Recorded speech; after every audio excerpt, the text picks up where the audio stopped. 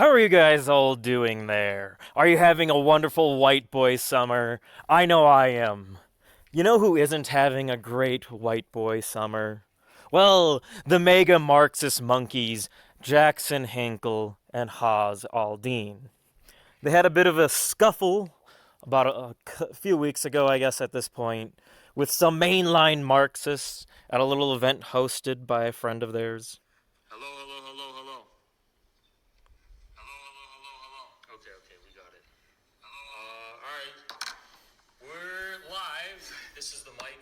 I'm gonna start sharing. Are you gonna have to hold it? Yeah, I mean, just if you want to be loud, yeah. Okay, give me a sec. I'm gonna make a tweet. Guys, boost the tweet to 2. Actually, Jackson's actually gonna do a tweet, right? You're gonna do a tweet too. Yeah, but you should do one too. You should do one, Jackson. Yeah. Because we're gonna address some. We're gonna clear the air. Clear the air. You guys are already snapping at each other over making a tweet. Some things, because there's a bunch of fucking lies being spread by this ISIS organization called CARE. And I'll tell you about it in a second. Boost the tweets. The awkward silence. Anger about the tweet conversation right before that. Okay. I'm gonna make this tweet. I shared it in my Telegram, Discord. You're gonna do it on Twitter too? And I already did Twitter. Okay. Okay. Very adamant about getting Jackson to make a tweet. Not surprising, saying Jackson Hinkle has a whopping 2.6 million followers, unlike Haas, who's still doing pretty dang good at 91,000, but nowhere near as far and wide as Jackson's message gets. So he really wants as many people to go to his stream as possible. But what is it that Haas is so ticked off at right now? Why is he making snappy little remarks at Jackson over making a tweet? Well, Haas got himself and Jackson Hinkle kicked from their good friend Grayson's event that he was hosting on covering Gaza. But more importantly, they got thrown out of the event after Norman Finkelstein refused to give his speech to be associated with the things Haas and other people said in their speeches at Emory University. Anyway, Norman Finkelstein refused to speak. He got up and left.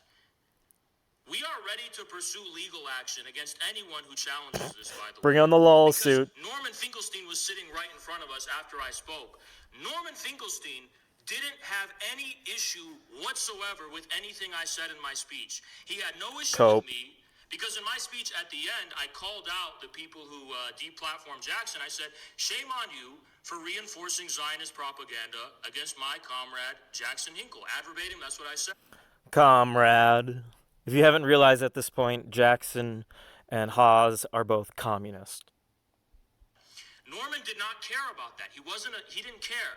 He started screaming at Grayson. We heard it directly Their friend. because we were right behind it. Their friend that got them into China and got to see Dugan and ride tanks in Russia. Essentially, an international spy for communism and China particularly. Norman started having a freak out because in Ahmed's speech, Ahmed was glorifying and celebrating October 7th. And Norman Finkelstein did not want to be associated with that. So the reason Norman Finkelstein left... Here's our proof. We heard him. We were there. And I got this reverse message. What's going on here, Haas? Give us the details, bro. Because in Ahmed's speech, he mentioned October 7th. Now let me make a clarifying remark. Show this. Yeah, show them that. Show it again. This is a text from the organizer saying Norm wasn't even... Your close friend says Norm wasn't even... mad about Haas. He was mad about Ahmed. So, yeah. Yeah, so to continue, let me continue explaining this. Was he? You snipped it out a little bit. It's an unidentifiable, text message. Was it? Was it really all he was mad at? Dude, students. Which Ahmed gave a great speech. I like Ahmed. I like Ahmed, right? Ahmed? Do they even know their friend's name? So their evidence is that they can testify that they were there and they know what happened. And they have this unidentifiable DM, supposedly from their good close friend who was organizing the event, saying this was the real case. And they displayed it all backwards too, which really adds to it. You know, it's really everything you could expect from the make the third world great again crowd. But the plot thickens on the different things that they have issues with. Now trying to attack and malign Grayson and say that Grayson's the reason Norm didn't want to speak. But Ahmed was the person that CARE themselves were sponsoring and brought. It's CARE's fault. Correct, right? Yes, CARE. Ahmed's fault. So CARE has no one to blame but itself for having a speaker that Norman Finkelstein did not like. Norman Finkelstein doesn't even know who I am, care about who I am. Haas, nobody cares who you are because you are a hammer and sickle wielding dwarf. Everyone knows Norman Finkelstein does not want to be associated with the Mukawama, with the terrorism, on October 7th, because Norman Finkelstein is a liberal. Norman Finkelstein is a liberal when compared to you. Real funny shit there, Haas. Now, let me actually go further, because I think it's a telling about Norman Finkelstein's character himself to do Ahmed a solid, because nothing Ahmed said in his speech was wrong. Nothing Ahmed said was objectionable from a perspective of having solidarity with Gaza. All he did was say that on October 7th, for the first time, the tides were turned. And just for the first time, this terrorism actually worked. That triggered the shit out of Norm for some No reason, shit. to the point where Norm didn't want to speak. Nothing. I just talked about multipolarity. I talked about things like that. The only offensive thing I said was about shame on the people who were trying to silence Jackson. So that's all I said, and Norman Finkelstein did not give a fuck about that. Norman Finkelstein was upset. Was that really all you said? Was that really all you said? I defended my comrade Jackson Hinkle and I talked about multipolarity. Sure you did, bud. Ahmed's speech, you understand? Just ending right there. Throwing Ahmed, his good old buddy, under the bus. Like, do you understand? But Haas will continue to elaborate on this great, grandiose conspiracy against him. Our mere presence was the problem for the minority. You guys aren't understanding the actors at play here, right? You're not understanding it, so I have to explain it to you. There's multiple different people at this event. Majority of them had no problem with me or Jackson. The majority of them were super cool with us. In the back of the event, the LGTV's representatives, low testosterone males, and hideous ogre-like females, about, what was it, what do you think? It was like 20 people? Yeah. 20 people out of an event of like over 200, 250. They, in the back, as soon as I mentioned Jackson, started like screaming, whatever, started crying, started whining. They didn't represent the majority of the people who showed up. It was just a few people. By the way, I don't like getting into race, but these are not Palestinians. These weren't even These Arabs. aren't normal people. These were just white liberals who wanted to control the whole thing. Just casually spitting on white people right there. You think Jackson approves of this? Do you really think he does? National Lawyers Guild. Looking for his approval. Was there, part of that crowd. They also, I was literally sitting at a table with Jackson, and I could see the National Lawyers Guild crying in front of Grayson's face, begging him, "No, we can't have Jackson and Hodger. They make us uncomfortable." But they never confronted us in any capacity. That's the thing. No. Haas. The only thing you can actually confront are other people's chest. Confronts us in any capacity. And if you haven't noticed at this trend so far, but it's everyone else's fault for Hawes's many failures. It's not his fault. No. There was care. He blamed Muhammad or whoever. He blamed the crowd of the ABC Fruit Loop people. And he also blames, well, Norman Finkelstein.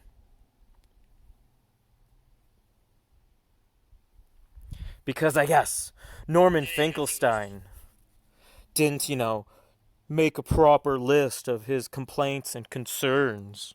And he kept sending Norman the list. And Norman, one day, I think it was yesterday or the day before, was like, I'm a little worried about some of the contents of the speeches that might come up. It wasn't about me, by the way. No. Yeah. He didn't even say that. Yeah. Come on. No, Haas. No lying from you. Give Hinkle the mic so we can hear the whole truth.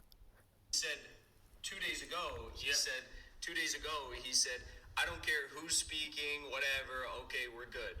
And then yesterday night, he said, I'm concerned, I don't know who these speakers are. And Grayson said, okay, well, if you don't know who the speakers are, can I send you their speeches? And Norm said, no, I don't want to do that. And then Grayson said, okay, well, if you don't want me to send you their speeches, are there any red lines that should not be crossed?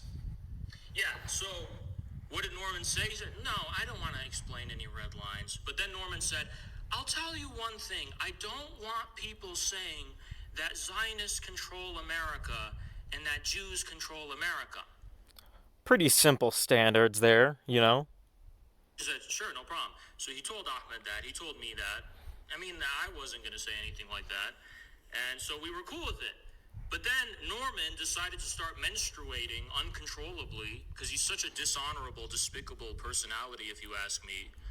Because Ahmed was praising October 7th in his speech. But Norman, if you didn't... Yeah, he doesn't want to be associated with terrorism. ...him to say that, you should have listed it as one of your red lines. Oh, you should have listed it as one of your red lines. Oh, is it really Norman's job to parent you? You didn't want to explain any red lines you have, which is ridiculous. Finkelstein is acting like he was somehow wronged because Ahmed was there speaking, but Finkelstein had the opportunity to tell Grayson, okay, so much these whining. are the things I don't want speakers talking about because I'm uncomfortable with them. Does he really have to explain to you that praising terrorism or calling for mass genocide are things you probably shouldn't be putting in your speeches? He never said, I don't want anyone to praise October 7th or Hamas. I don't want to be associated with that. All he said was he doesn't want anyone to talk about America being Zionist occupied or Zionist controlled or whatever, which nobody had a problem with, and we were happy to oblige him. So it's Norman's fault for not babysitting the anti-Semitism that was espoused at their friend Grayson's event. And Haas continues on his endless slander of Norman Finkelstein. He had so many he's so unbearable to work with. He needed a pool he needed a pool wherever he stays with a pool big enough for him to do laps in the swimming pool. Let me tell you something. CARE gave Norman Finkelstein $10,000 honorarium. $10,000. Well, to be fair, Norm did say, I don't care about that. You don't need to do that. He did say that. But I'm saying it doesn't matter. I don't care about Norman Finkelstein. I just find it ridiculous that CARE is trying to blame Grayson, and by extension me, for something that is entirely on them. They're the ones who brought Norman out and organized that. Grayson organized it, but they're the ones who paid for it. Ooh, that's why it's such a big deal. $10,000 honorary. That's not including the additional payment he could have probably received for speaking, not to mention the fees for the hotel room and all the other things that comes with it. You're looking at, Norman might have cost him $20,000. So they're probably trying to hound $20,000 from Grayson right now. They're close buddy. Maybe not so much a friend of Haas anymore, though. They are the ones who also were having Ahmed speak there. And Norm had a problem with Ahmed. Not me. Norm doesn't know who the fuck I am. But it made it look like it was you. It made it look like it was me because I... The grand conspiracy, it made it look like it was me. It was all an inside job, a gay op from the start. Ahmed was in on it. He was working with care to slander me. Right before Norm spoke. So when it was time for Norman to speak and he wasn't speaking, the 20 students in the back at Emory University were basically like, you know, trying to spin it in such a way that it makes it seem like because of what I just said that triggered the fuck out of them. They were triggered by what I said, absolutely. No one else was. That this somehow bled into Norm and that Norm was triggered. But they don't even know that Norman Finkelstein is transphobic. They don't even know that Norman Finkelstein is far more conservative in ways that even I totally oppose. So he's more conservative now. Before he's a liberal, now he's a conservative. It's not surprising to hear doublespeak coming from a communist. His liberalism and his almost his quasi-Zionism. Quasi-Zionism. You know, his liberal approach. He is Jewish. If the stream is still good, right? Anyway, let me continue, okay? And I'll say one thing about Norm, too. Yeah. This is where Hinkle decides to start separating himself a little bit from Hawes in his opinion on Mr. Finkelstein. Norm, obviously, you know, it was kind of funny and quirky. He's this old guy, and I wasn't having to deal with organizing anything over the past several weeks. So for me, you know, looking at all this stuff, it was kind of funny watching how he acted because, you know, I have old people in my life, and that's how they are. But when shit hit the fan and, you know, Hawes spoke and, you know, people soyed out in the stage and then he started to get upset, I was like, oh, damn, Norm's upset because of what Hawes said about me. So, Jackson had no idea what Mr. Finkelstein was upset about when he was initially screaming and hollering about things. But apparently, afterwards, now we know the details, even though originally we don't know the full thing, and he even admitted himself he doesn't know fully why Finkelstein was upset.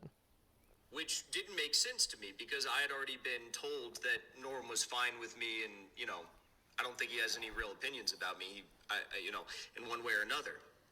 Then I see Grayson walk over to Norm and Grayson's trying to, you know, cool down the situation, appease Norm with whatever concerns he has, and Norm just starts, like, there's 250 people in this venue, and he's in the front row, and Norm starts going like this.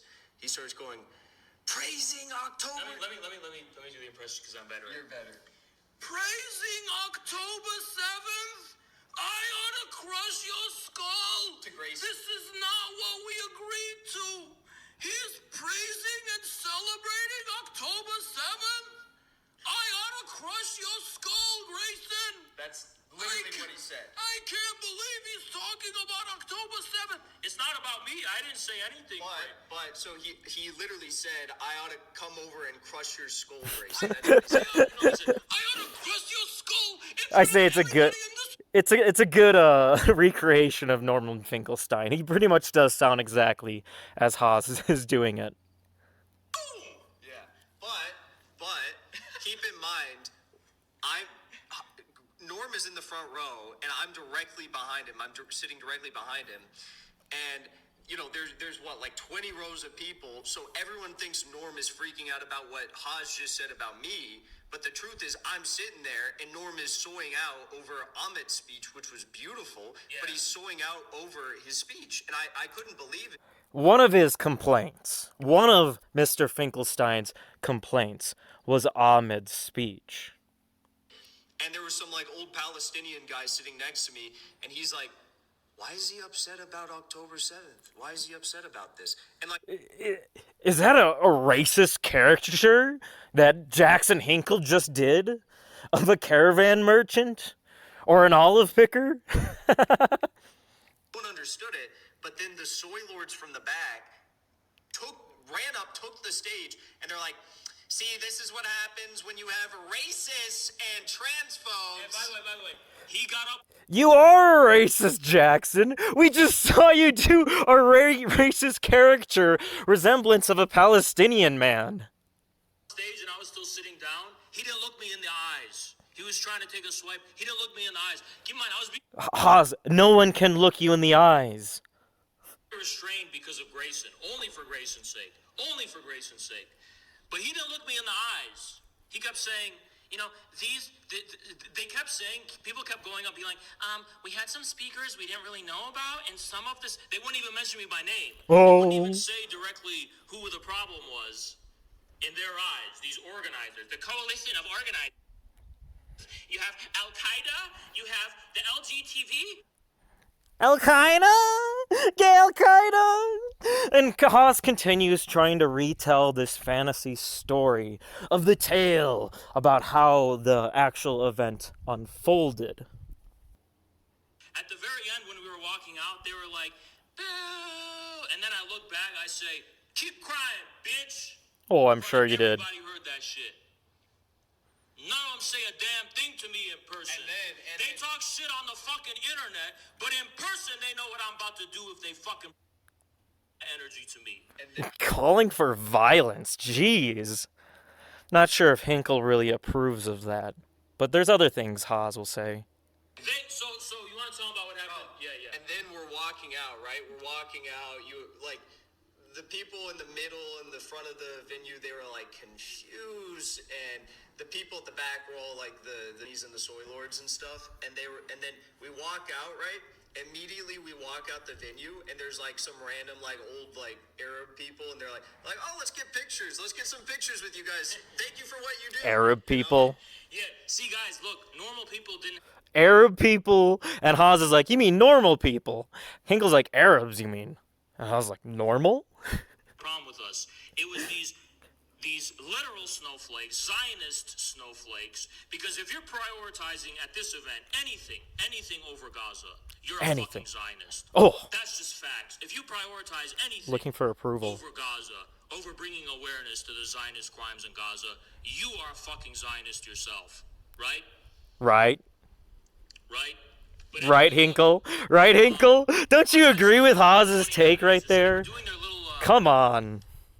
Come on, Hinkle. You don't agree that if you don't, support Gaza over anything else, you're a literal Zionist?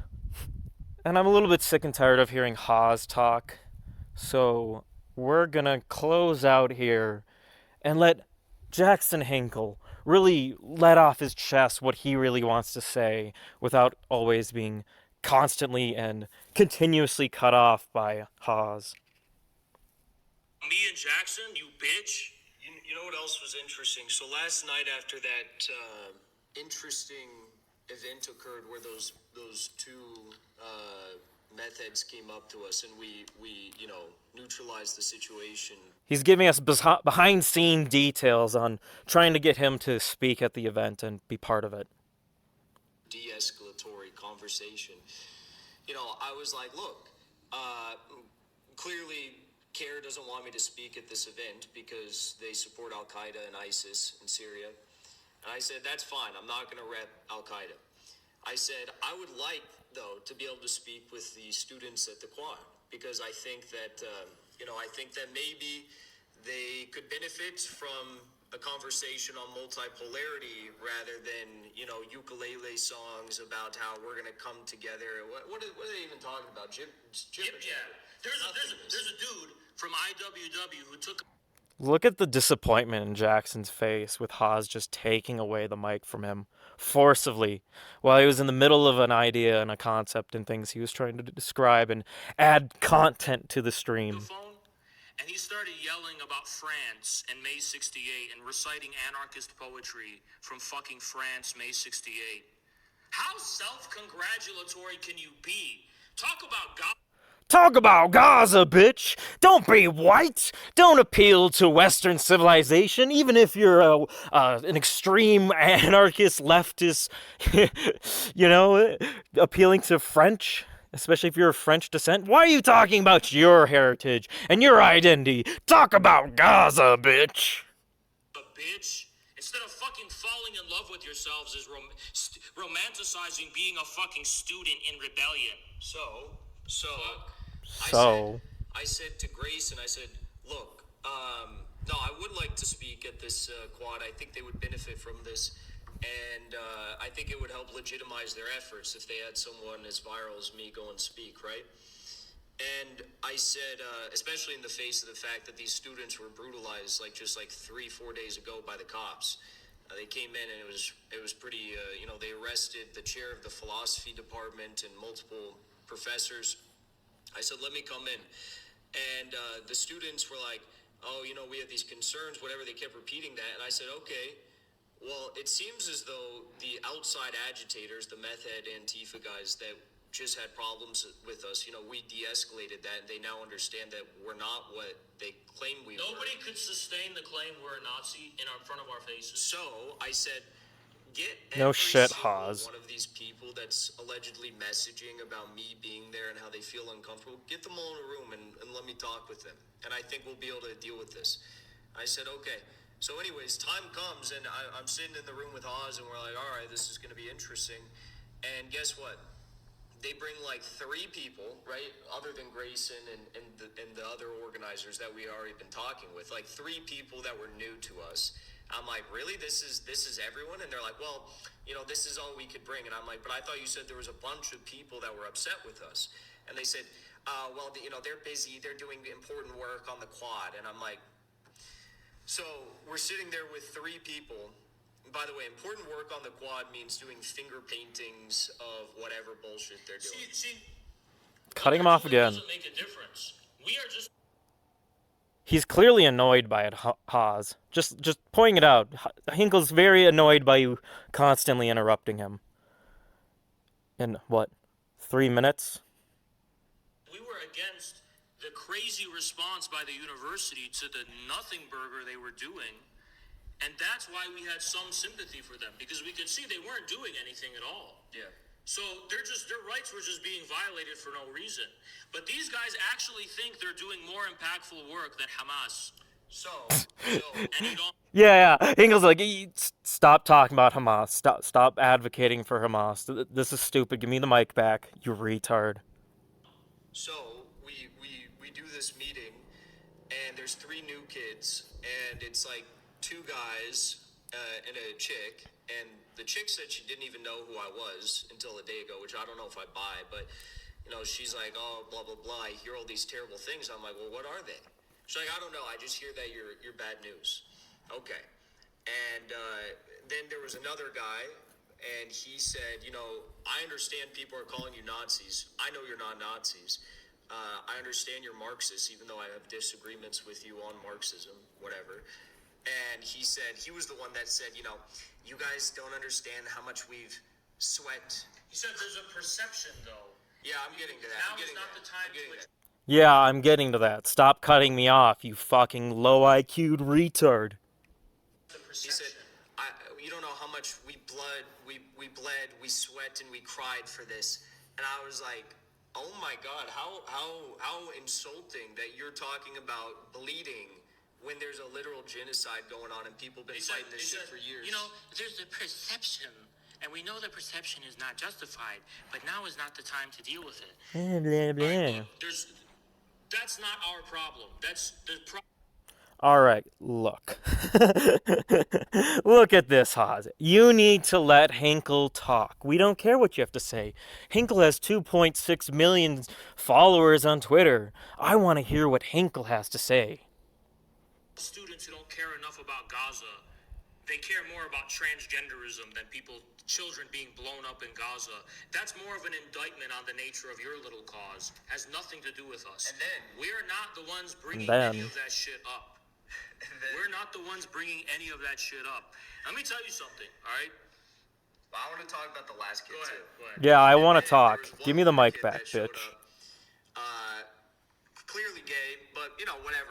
We'll work with anyone. I don't care. And he's like, well, we can't have you speak because although you oppose one genocide, you stand for another, Jackson. And I'm wearing my Free Syrian Army bracelet right now. And, you're standing for, what exactly did he say? The line he did? He claimed that if you cannot be anti-Zionist if you sympathize with Bashar, something like that. And you know, here's the thing: we didn't come to this place. And here's the thing: Haas goes into a bit of a tangent there, and we really don't need to hear what Haas has to say. So we're gonna forward a bit forward. The end of his tangent and what he's crying about. They came from Syria. They scattered and fled from Syria. And they focus on that over everything because it's personal to them. Well, it's personal to me as a Shia too, what FSA was doing to my fucking people in Syria, but I'm willing to put that aside for unity. And you know what I'll say is, like, I find it just so crazy. This is what Jackson Hinkle actually really thinks, especially about that foreigner that was telling him how he should think and present himself. Before I came here, I was talking to my mom because she grew up in Atlanta, and she just started talking about, you know, how, like, my great uncle was a part of the first seminary graduating class of Emory University. There's stuff dedicated to him at the school. He won, like, the valedictorian thing, all this stuff, right? My great grandpa, same thing. He went on to become the first minister or something at Emory University. As I always say, and I think it's a proud point for me, it's like my ancestors founded this country. And then my ancestors founded this country. I want to speak about how maybe we shouldn't be funding a genocide. And I have this flaming homosexual ISIS Al-Qaeda supporter who left Syria because, you know, his parents were probably raping and pillaging the country. And I get told by this that I can't. By this what? This blank? This blank? Are you commenting on the fact that they are homosexual, or are you commenting on the fact that they're foreign? At this university that is, you know, I have this lineage with in my own country. What the hell is that? Imagine if I went to Syria and I'm like, yeah, no.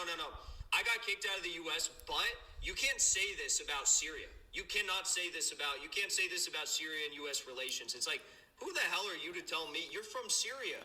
You left. You can't go back to Syria. You're an embarrassment to your country, your people, your culture, your religion, the whole world, as far as I'm concerned. And you're telling me I can't say something? He felt that one. Here, you know? Fuck out of here. Get the fuck out of here. You're an embarrassment to your country, culture, religion, in fact, the whole fucking world. And all of those complaints that Jackson made about that Syrian FSA enthusiast can be made directly towards Haas, the person right across the table from him, just backslapping him almost in a very passive-aggressive manner, saying, "Get the fuck out of my country, bitch."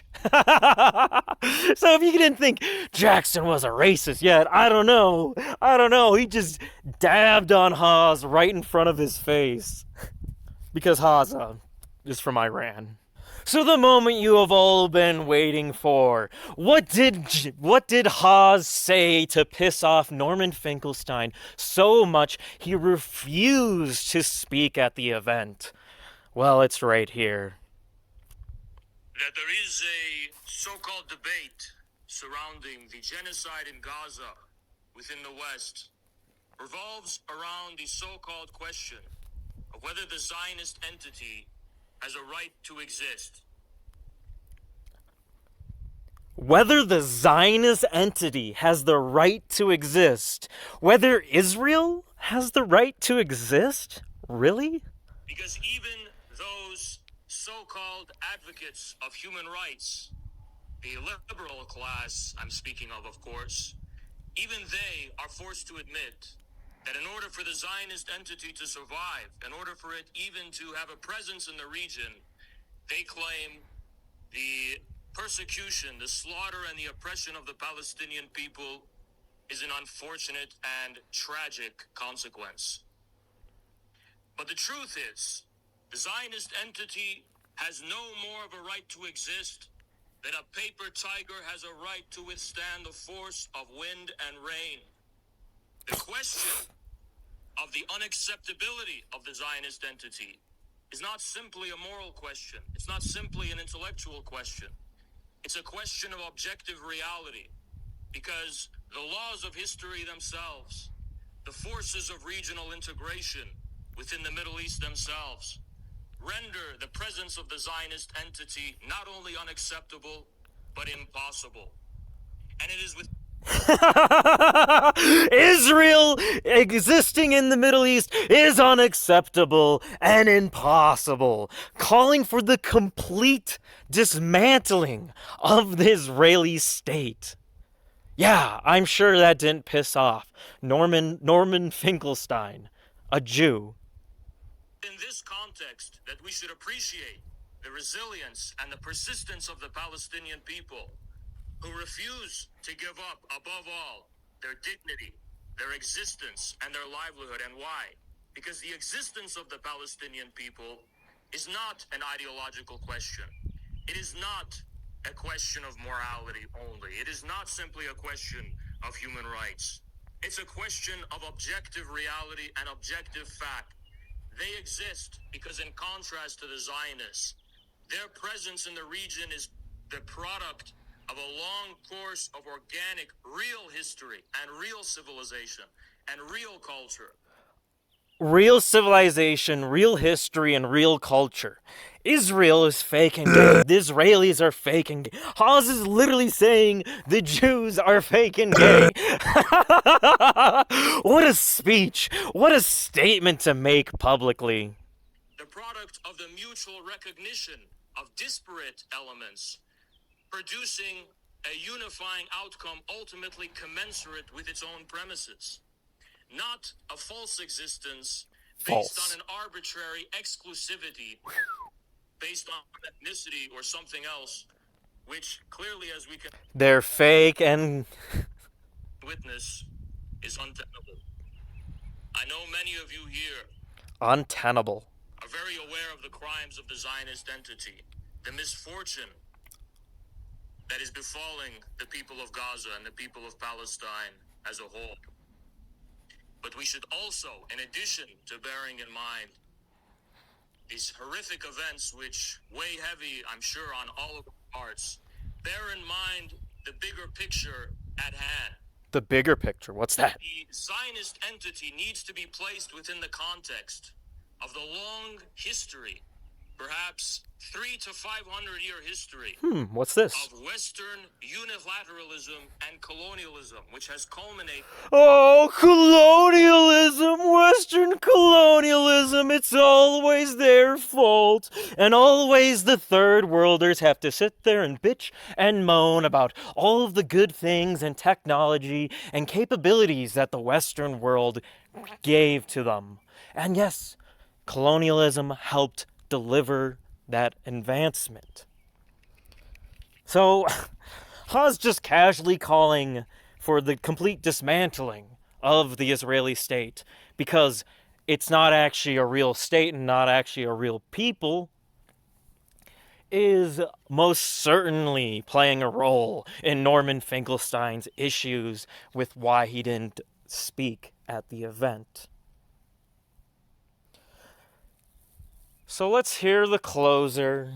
Let's hear the moment of truth when he was booed off stage. Money to them. Shame on you. Shame on you. The problem with your booing, students, you are a minority. You are a The minority. majority of this country is not persuaded by you. Your attempts to silence people and your attempts to cancel people are in vain. You have not done the work to convince the American people of the justice of the Palestinian cause. The justice of the Palestinian cause. From them. This isn't what we were. Hey, don't touch me. That's Grayson, by the way. Haas, getting you off stage, my little buddy.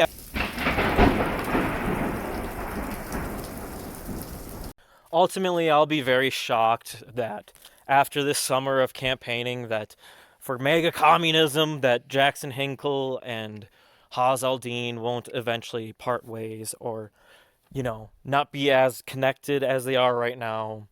Because we're already aware about how Hinkle feels about his ancestry and colonial America. And we know how Hawes thinks about colonialism. So I can't see this relationship lasting much longer. Care wants to come to my country, our country, Yeah. and use their lobbying power to take your taxpayer dollars, just like, the Zionist lobby does, and use it to bomb people in the Middle East. They literally admitted that to me, and they were proud of it. And Jackson, we already heard about how you are proud of your ancestors who built the U.S., and that you really don't stand for a multipolar, multicultural utopia. Nope.